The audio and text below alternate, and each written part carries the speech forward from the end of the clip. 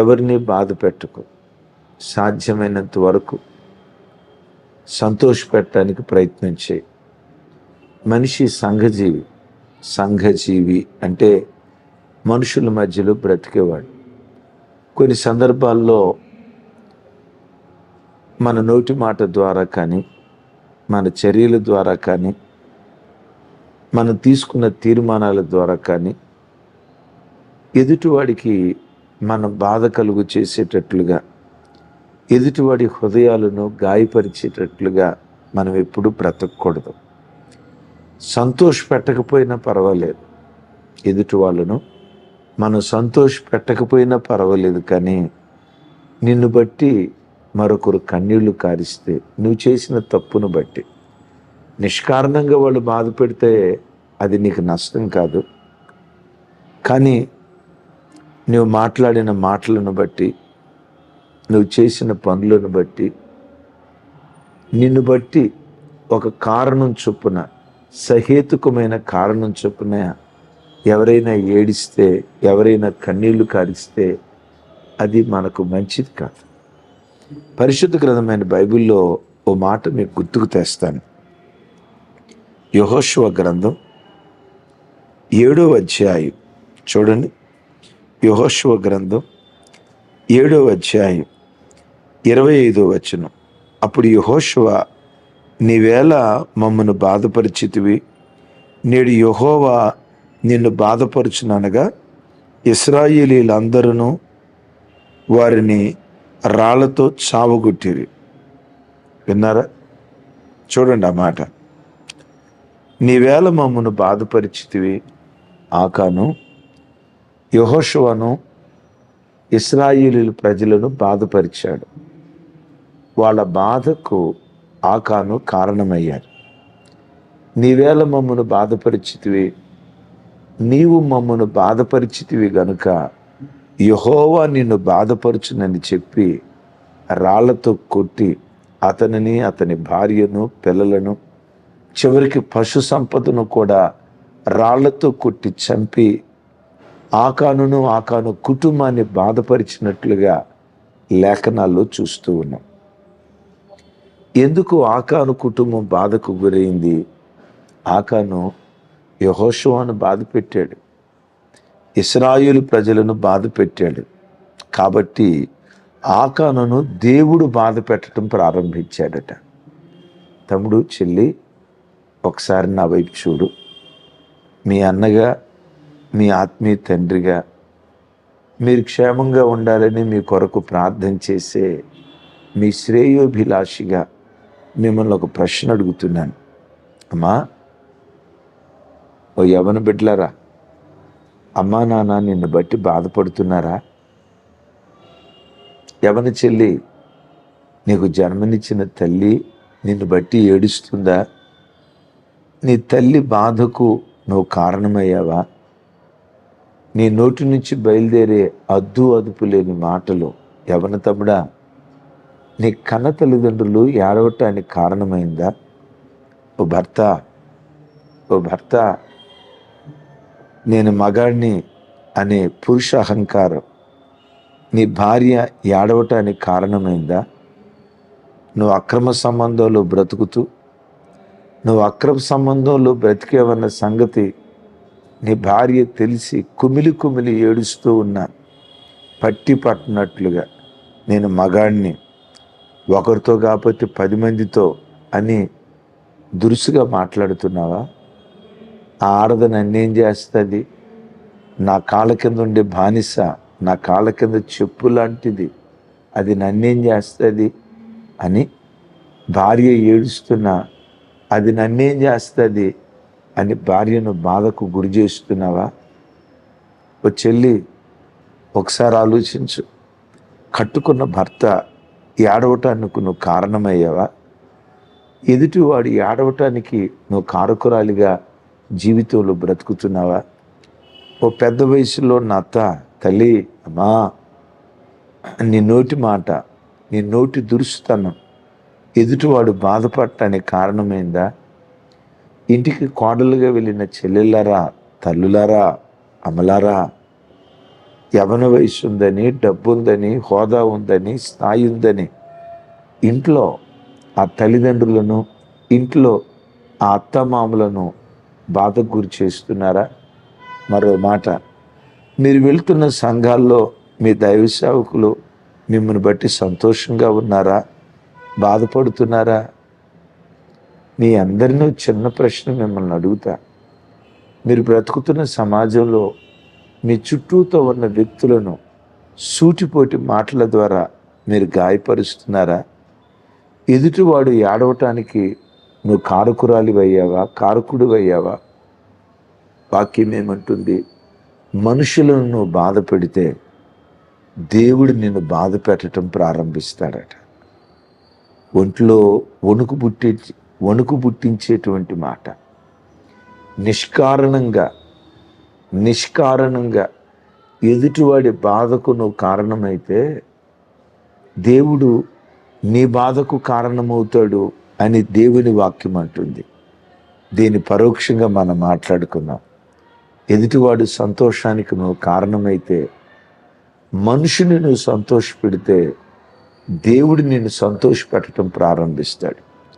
అలాగనే మనుషులను సంతోషపెట్టమన్నానని చెప్పి ఆడెవడు నాకు మందు దాపించు, నాకు తాగటం అంటే సంతోషం అని చెప్పి మనుషులను సంతోషపెట్టమన్నాడు కదా అని ఆడికి తాపిచ్చారు గాక, ఆడెవడికి సినిమాకి వెళ్ళటం సంతోషం అని మనుషులను సంతోషపెట్టమన్నారని చెప్పి సినిమాకి తీసుకెళ్ళమని కాదు నేను చెప్పిన మాట. వాక్యానుసారంగా నిన్ను బట్టి ఎవ్వరూ బాధపడకుండా, నిన్ను బట్టి ఎదుటివాడు సంతోషంగా ఉంటే, ఎదుటివాడిని నువ్వు ఘనంగా ఎంచితే నిన్ను దేవుడు ఘనంగా ఎంచడం ప్రారంభిస్తాడు. చూడండి ఆ మాట. నాకు ఒక వ్యక్తితో మాట్లాడేటప్పుడైనా, ఎవరినైనా ఒక మాట అనేటప్పుడైనా నేను 1కి 10 సార్లు ఆలోచిస్తా. బాధను భరించడానికి ఇష్టపడతా, కానీ ఎదుటోడిని బాధ పెట్టడానికి సాధ్యమైనంత వరకు నేను ఇష్టపడను. అలాగని నేనేదో గొప్ప నీతిమంతుణ్ణి, నేనేదో దయాహృదయుణ్ణి అని చెప్పుకోవటానికి కాదు. నా మనసు ఎలాంటిదో, నా మనస్తత్వం ఎలాంటిదో చెప్పటానికి మాట చెప్తున్నా. బాధ అనుభవించడానికి ఇష్టపడతా, కానీ ఒక మాట అనే ముందు ఈ మాట అంటే ఎదుటి వ్యక్తి ఎంత బాధపడతాడో, ఎంత ఏడుస్తాడో, ఈ మాట అంటే ఈ బిడ్డ లేకపోతే ఈ అబ్బాయి, ఈ అమ్మాయి ఎంత అల్లాడిపోతారో అని 1కి 10 సార్లు ఆలోచించి బాధను అనుభవించడానికి ఇష్టపడతా, కానీ తొందరపడి బాధపరిచే మాట అనటానికి నేను ఇష్టపడను. ఎందుకు అలా ఇష్టపడను అని అంటే, బైబిల్లో ఒక మాట ఇప్పుడు నా గుండెల్లో భయం, నోటిని జాగ్రత్తగా కాపాడుకునేటట్లు ఒక మాట ఎప్పుడు నా గుండెల్లో భయాన్ని పుట్టిస్తుంది. అన్నా, మీ గుండెల్లో భయాన్ని పుట్టించే ఆ మాట ఏంటన్నా అని అంటారా? చూడండి, సమూయేలు మొదటి గ్రంథం 26వ అధ్యాయం 24వ వచనం నేను చదువుతాను.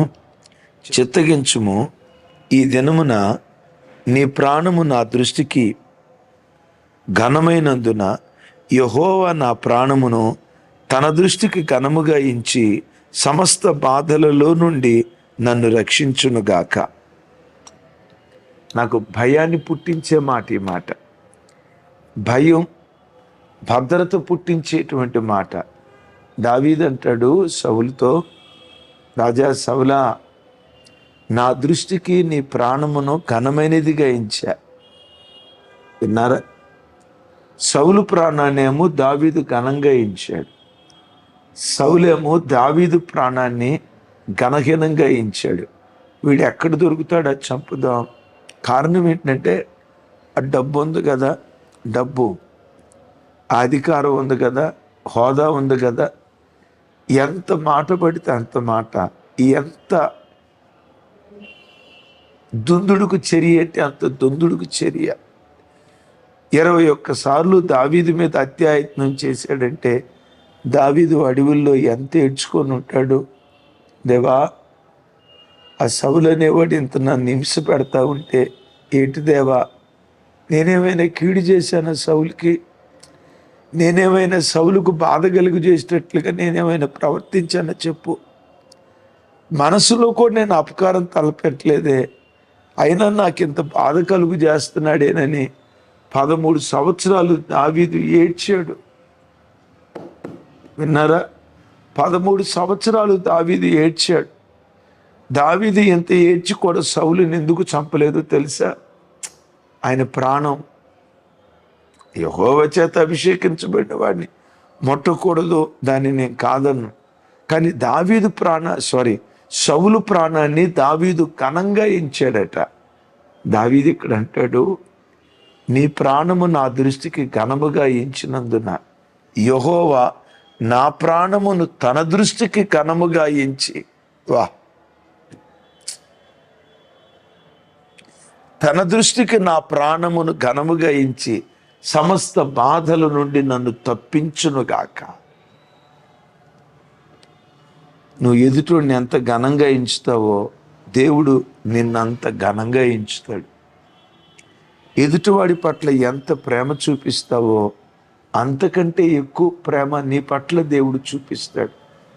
నువ్వు ఒక మాట అనేటప్పుడు ఈ మాట అంటే బాధపడతాడేమో ఈ అబ్బాయి, ఇదిగో ఈ బ్రదరు, ఈ సిస్టరు, లేకపోతే నా హస్బెండ్, మా అత్తయ్య, మా మామయ్య, మా కోడలు, ఈ మాట అంటే ఆ బిడ్డ బాధపడిద్దేమో అని 1కి 10 సార్లు ఆలోచించి బాధ పెట్టకుండా నువ్వు ఉంటే ఎదుటివాడిని ఎంత జాగ్రత్తగా చూసుకుంటావో దేవుడు అంతకంటే నిన్ను ఎక్కువ జాగ్రత్తగా చూసుకుంటాడు. ఎదుటివాడిని బాధ పెట్టకుండా నువ్వు ఉంటే నిన్ను దేవుడు బాధ పెట్టడు. నీకు కలిగిన బాధలన్నిటిలో నుంచి దేవుడు తప్పిస్తాడు. మిమ్మల్ని ఒక మాట అడుగుతా, సౌలు దావీదును బాధ పెట్టాడు కదా, సౌలు దావీదును బాధ పెట్టాడు కదా, దావీదు సౌలును బాధ పెట్టలేదు కదా. ఏం జరిగింది? సౌలు దావీదును బాధ పెట్టడాన్ని బట్టి ఆ సౌలును దేవుడు బాధ పెట్టాడు.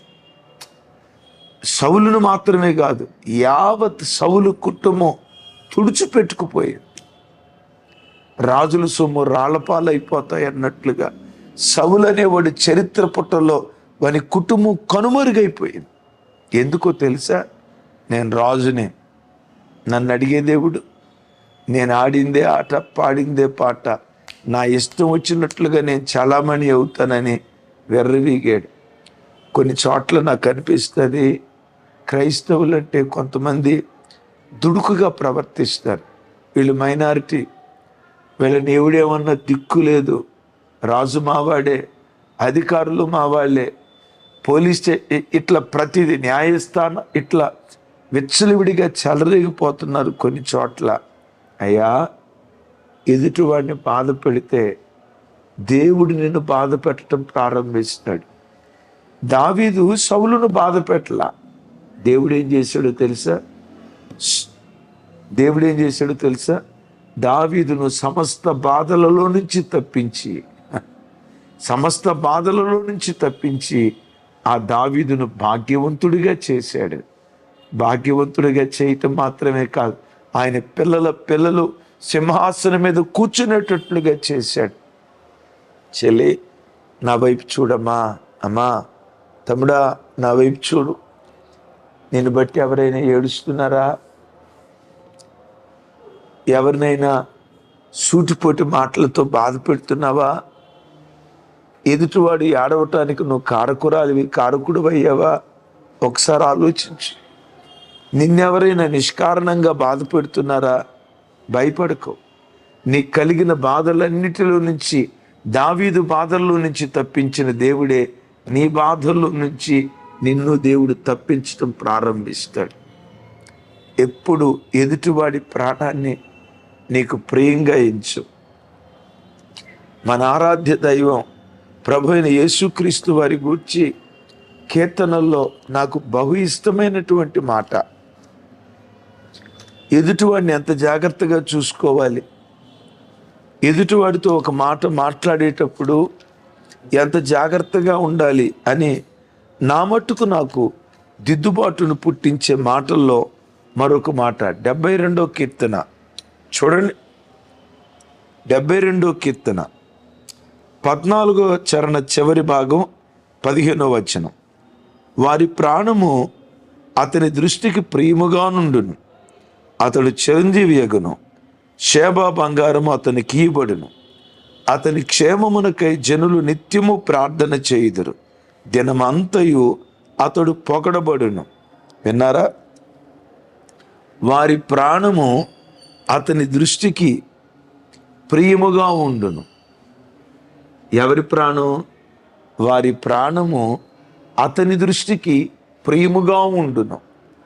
యేసుక్రీస్తు వారి దృష్టికి మనందరి ప్రాణం ప్రేమగా ఉండటాన్ని బట్టి మన ప్రాణాలు, మన ఆత్మలు ఎక్కడ నరకానికి వెళ్ళిపోతాయోనని, మన పితరులు చేసిన పాప శాపం ఎక్కడ మనలను వెంటాడుతుందోనని, భూమి మీద మన ప్రాణం ఎక్కడ ఆయాసపడుతుందోనని, పాపశాపం నుంచి విడిపించడానికి, నరకపు పొలిమేరలో నుంచి దేవుడు మనల్ని తప్పించడానికి తన ప్రాణాన్ని ధారపోశాడు. ఈ మాట అర్థమవుతుందా?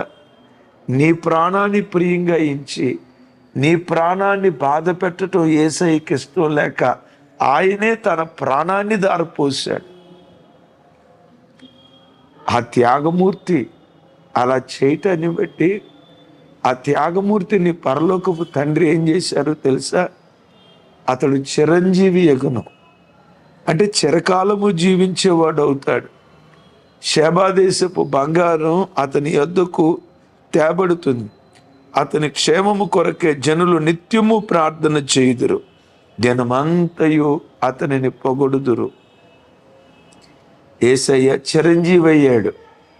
చిరంజీవి అంటే సినిమా యాక్టర్ కాదు. ఈ సృష్టిలో అసలు సిసలు నిజమైన చిరంజీవి నజరేయుడైన యేసు క్రీస్తు వారు. ఆయన అన్నారు కదా, ఇదిగో నేను మృతుడనైతిని గాని యుగాయుగములు సజీవుడనై ఉన్నాను. ఆమేన్.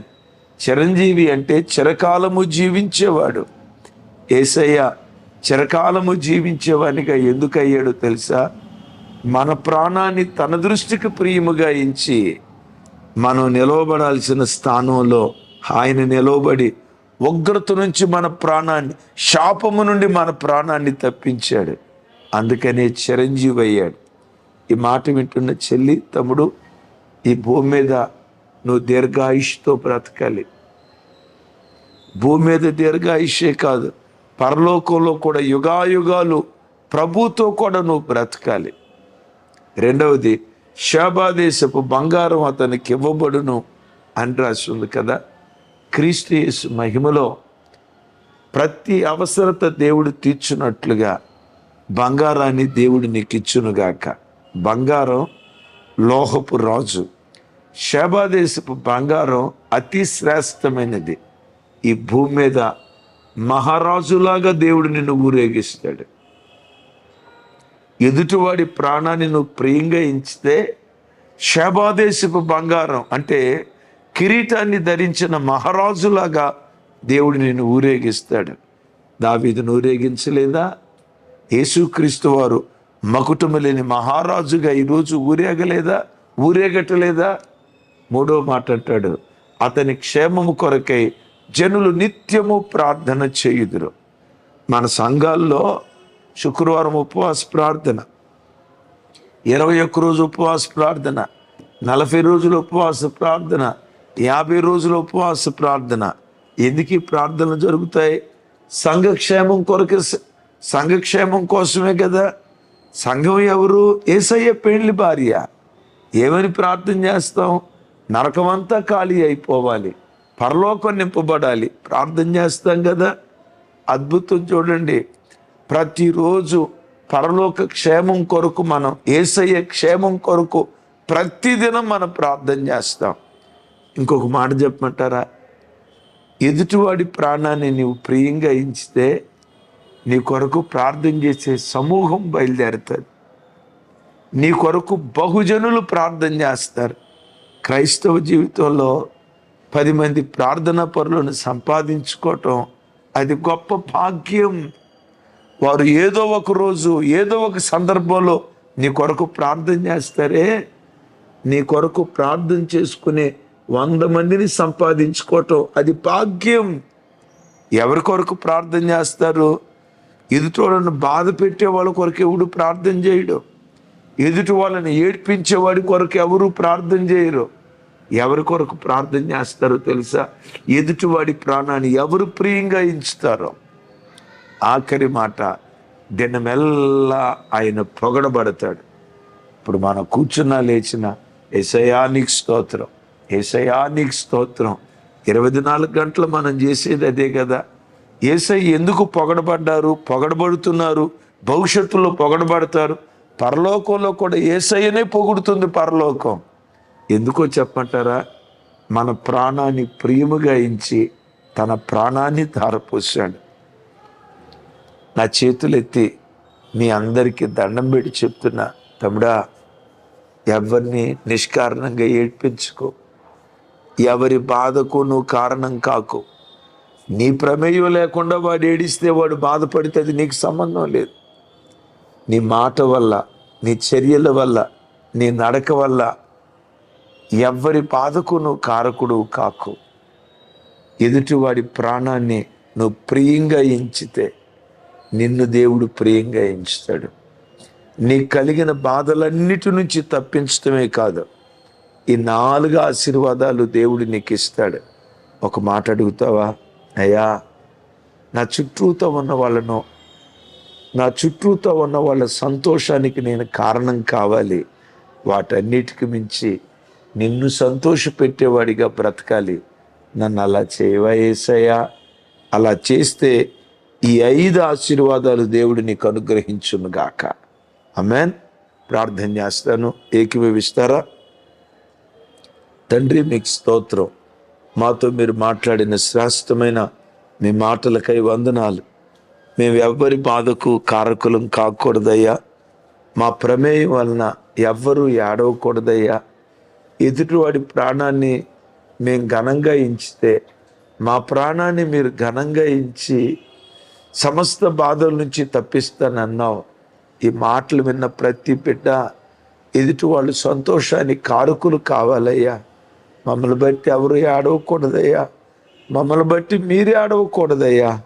మిమ్మల్ని సంతోషపెట్టే వ్యక్తులుగా మమ్మల్ని చేసి మమ్మల్ని మీ రాజ్యానికి వారసులుగా చేయమని ప్రార్థన చేస్తున్నాను.